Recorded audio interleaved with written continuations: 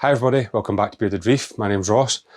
And this video right here is a little special one. Now it marks the 1 year anniversary of this little Waterbox Peninsula Mini 15 gallon. It's been a full year since I set this tank up. Now, full disclosure here, when I set this tank up a year ago, I didn't know where it was going to go. I didn't know how the tank was going to progress, didn't know if I'd be able to do it.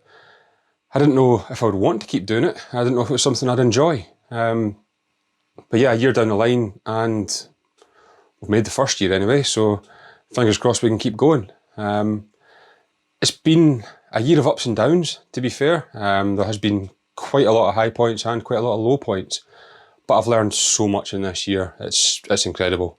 I think the good thing with this hobby is you're always learning. There's always new things to learn here. So yeah, I really have been enjoying it. But yeah, so just going to point out the obvious. Got the tank a little Christmas tree there as a little present for the festive season, so something different for it. But yeah, we'll move on. So in this video, what I wanted to do was I was going to make a kind of big compilation of all the previous videos that I'd done.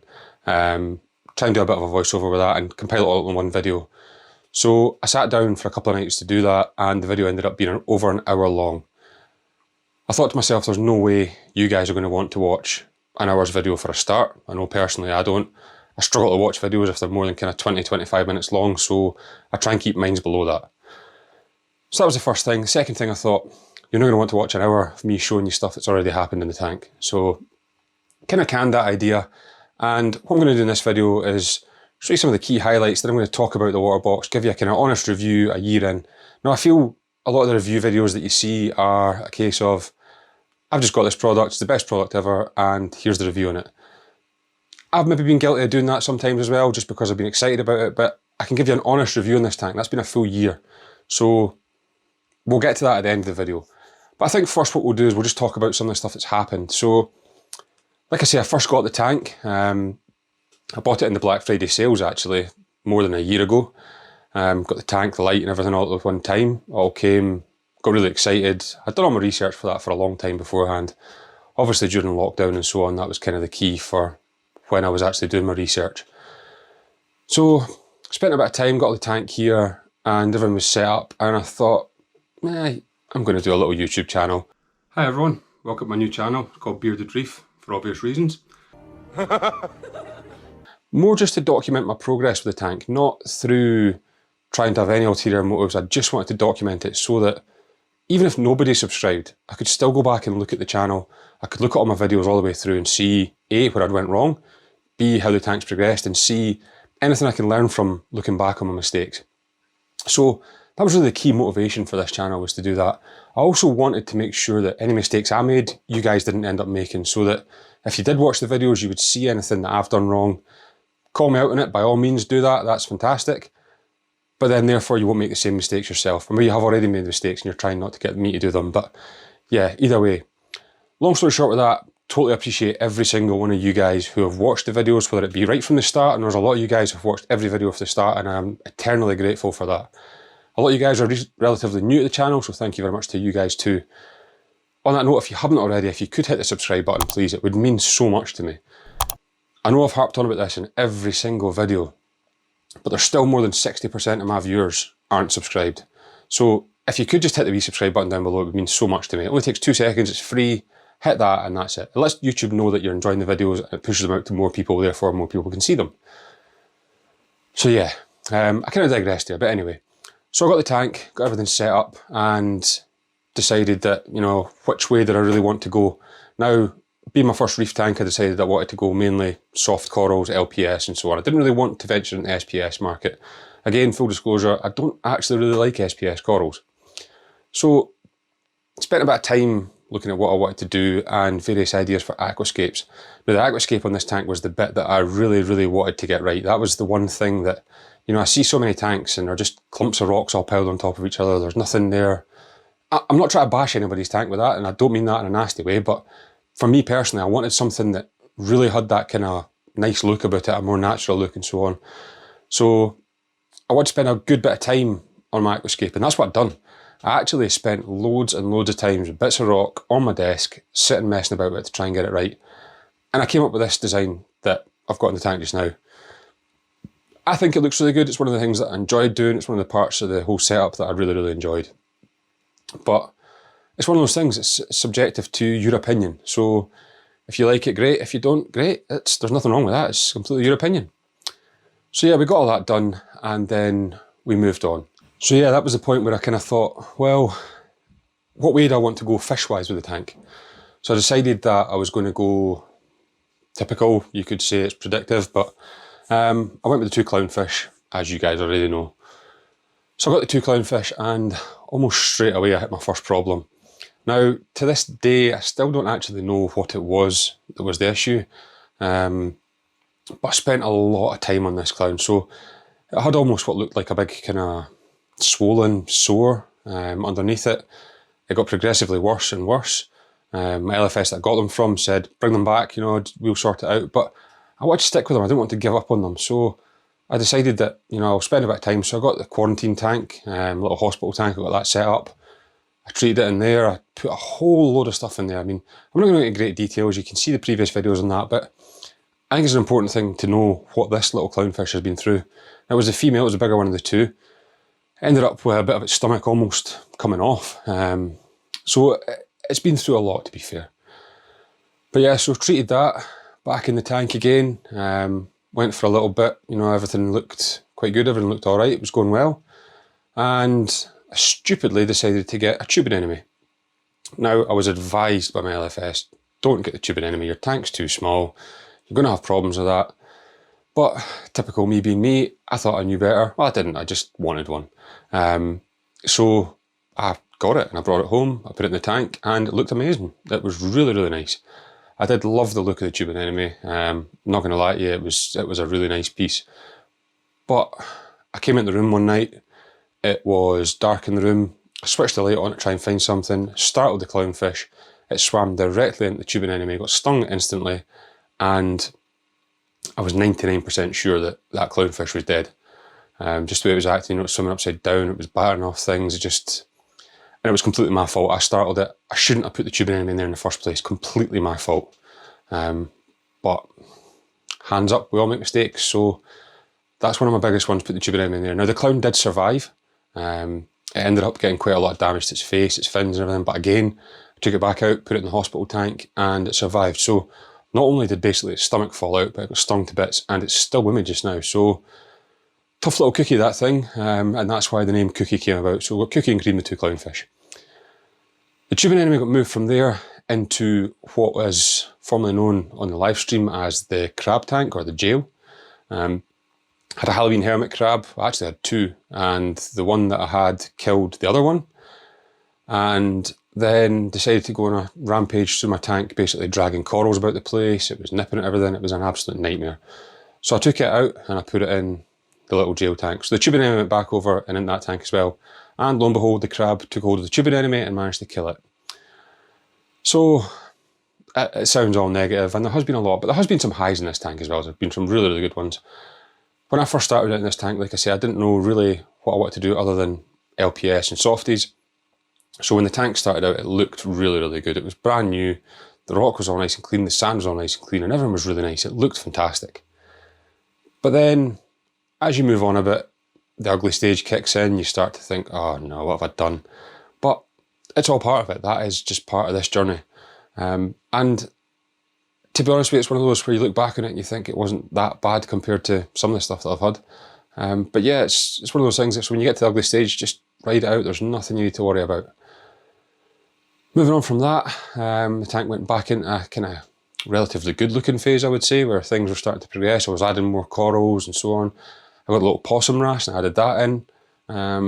It was a bit shy for the first kind of month or so. After that, it's come right out of the shell, and I actually really like the fish. It's got such a great personality. It's sitting picking away at the rocks all the time, constantly swimming around. I love it, it's great.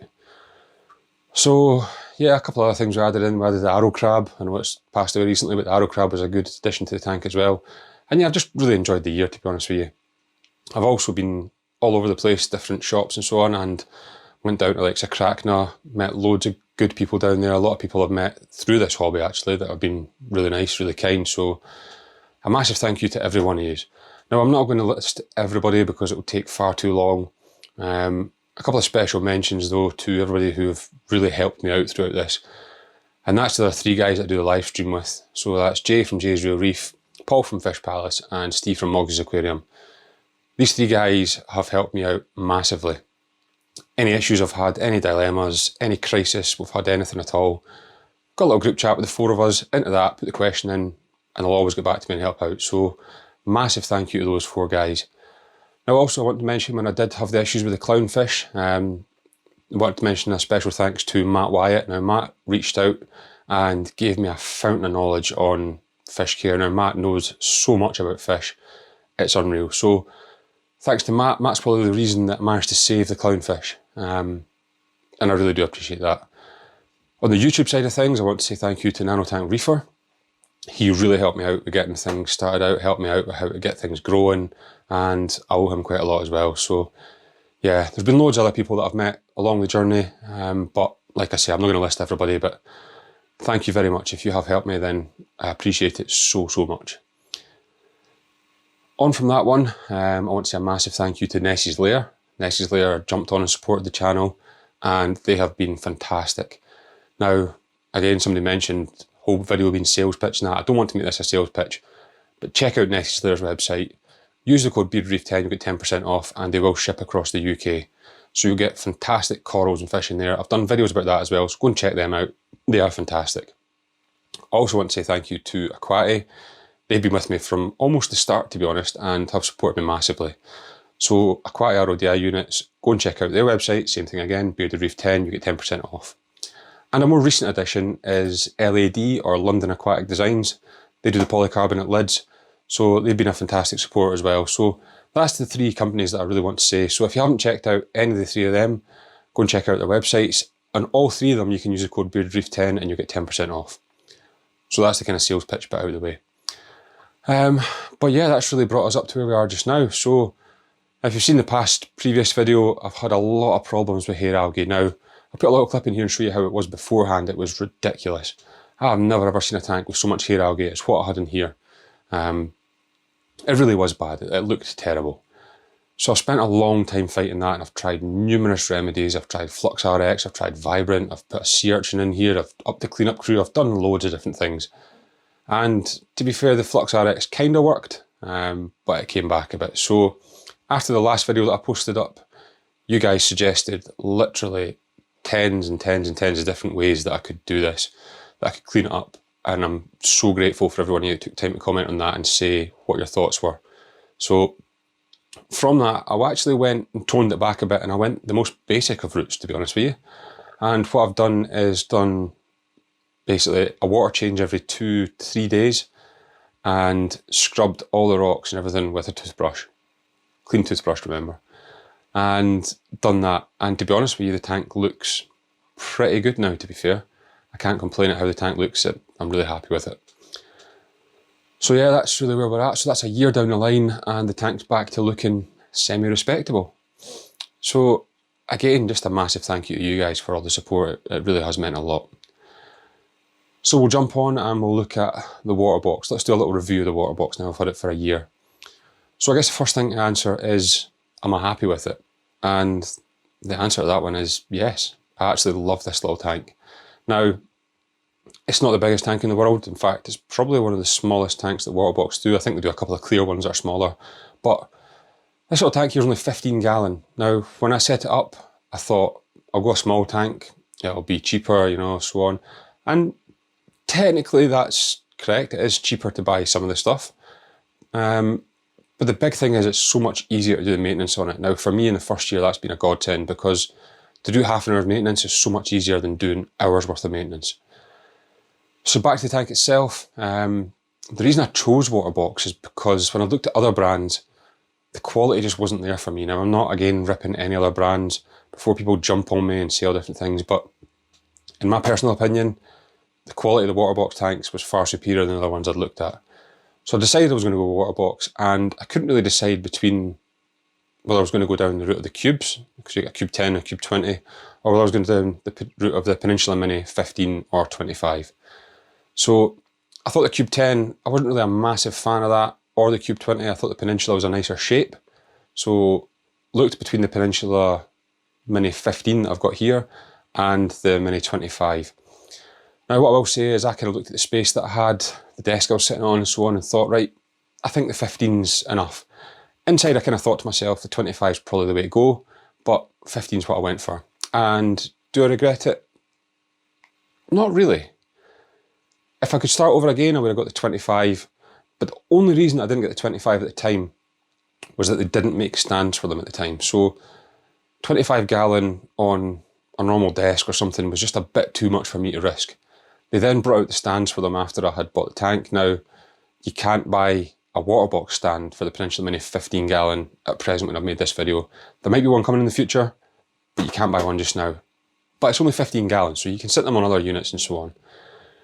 But yeah, that was the kind of big thing. So if I could go back again, I would definitely buy the Peninsula Mini 25 this time, just for that little bit extra space, a little bit bigger water volume, gives you that little bit extra. What would I do when I got the tank again? I would still, first thing I do, throw away the sponge. Don't use the sponges at all. Throw away the biomedia, throw away the filter sock and the filter sock holder. So basically all your filtration I don't use.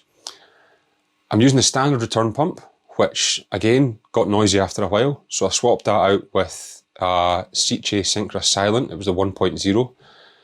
That was ridiculously noisy. Now, I will say that when I took that out and put it in a bucket of water, it was silent. As soon as I put it back in the tank, it was noisy again. So I thought, right, is it rattling against the sides or what? I couldn't figure out what it was. So back in the bucket again, and I put the return tube on it. Now, as soon as I put the return tube on it, it started rattling and making a noise.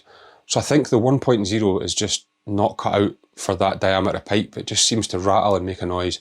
I believe the 0.5 is fine for that, but the 1 is not. So I think if you're going to get a return pump for this, the 0.5 would be fine. The 1's a no-go because it doesn't go with the flow, and I think the 1.5 doesn't actually fit Peninsula Mini 15 gallon. So you have to kind of think carefully about that one. I ended up going back to Waterbox and saying to them, this pump I've got, the standard one's really noisy. They sent me out a replacement within a matter of days and it's been silent since. Now you might hear a little whir in the background, that's actually the fan on the light. There's no noise from the pump at all, it's really quiet. I know some people have had issues with the noise in the pumps, I think it's just your luck. But like I said, they sent me a replacement one and it's been fantastic. So filtration wise in the tank, it flows through the overflow at the back at that side and goes into a filter floss cup. Now, I got the filter floss cup, it's a 3D printed one, you can get them in many different places. Aquaprint UK do some really good ones, so you get them from there. I think you can get them from Cracking Corals as well. So if you have a look there, you'll get a 3D printed filter floss cup. Now all I do with that is just filter floss in it, replace it every couple of days. You're not messing around with filter socks. Now the filter socks you get for this tank are tiny, they're really small. Try to turn them out and wash them is a nightmare. So if you are getting one of these tanks to set up, I would get rid of the filter socks straight away. Do not use that.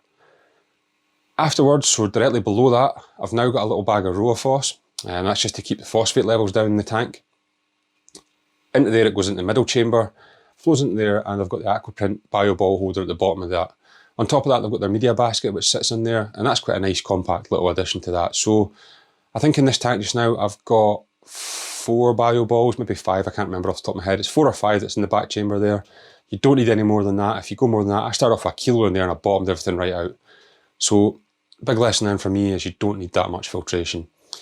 4 or 5 bio balls, and that's you sorted in that chamber. Then on top of that, I've got a little kind of media basket, like I said.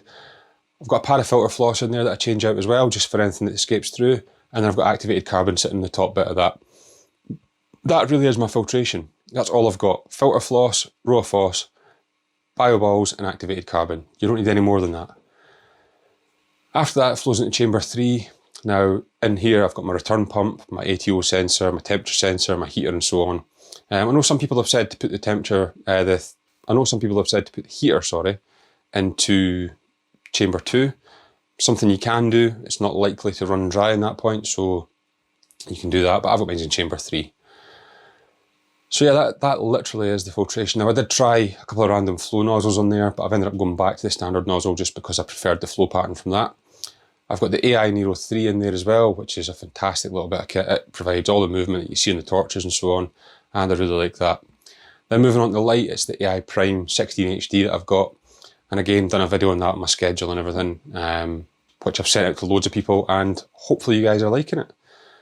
But that's really a quick overview of the tank. The tank itself, like I said, I highly recommend getting a water box, whether it's the Peninsulas, whether it's the little cubes, whether it's the all-in-one, whatever you want to get. The water box tanks are fantastic. Spend that little tiny bit extra money compared to some of the other brands. Get the water box, you will not regret it. The glass is crystal clear, the quality of the build is fantastic. I do love them. So yeah, honest review of a year of the tank, I love it. I really do love it. I don't think there's really much else you can say about it, and it is a glass box, I get that.